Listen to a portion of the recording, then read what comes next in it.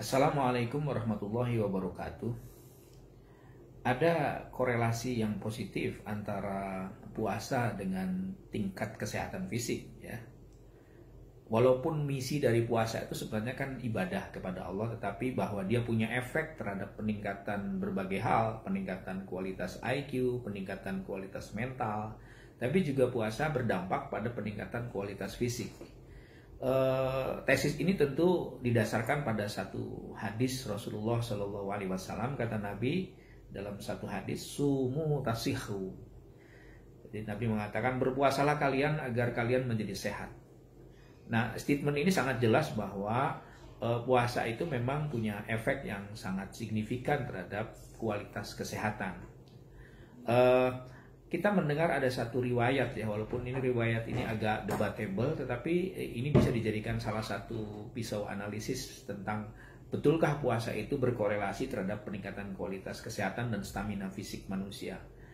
Raja Muqawqis itu salah seorang penguasa di kawasan Mesir, ya. Jadi ketika Rasulullah melakukan misi dakwah ke beberapa negara di sekitar Madinah, itu di situ ada penguasa Persia, ada penguasa Romawi, ya. Ada juga penguasa Mesir. Nah, salah satu raja yang diajak oleh Rasulullah untuk memeluk agama Islam adalah Raja Muqawqis. Dan dari sekian raja, ya, yang merespon secara positif dan baik ajakan Rasulullah adalah Raja Muqawqis, seorang penguasa Kipti di daerah di kawasan Mesir, ya. Ya. Apa yang bisa kita ambil? Memang riwayat ini debatable karena dalam satu riwayat Rasulullah hanya mengutus para sahabatnya untuk bertemu dengan Raja Muqawqis. Tapi di sisi yang lain ada pernah komunikasi, ya, hubungan bilateral antara Rasul dengan Raja Muqawqis.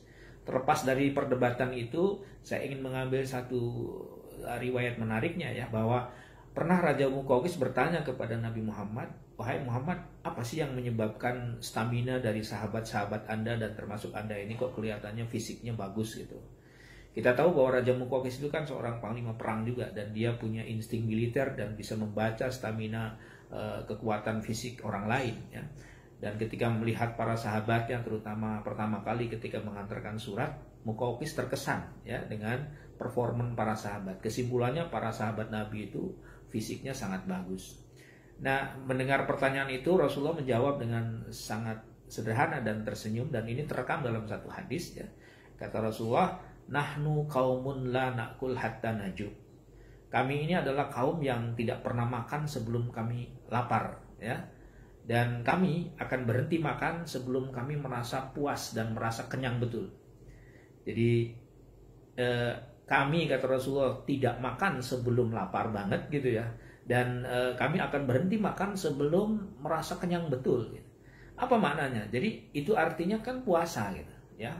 Lebih banyak mengosongkan perut ini. Ya, tentu saja yang dimaksud adalah puasa.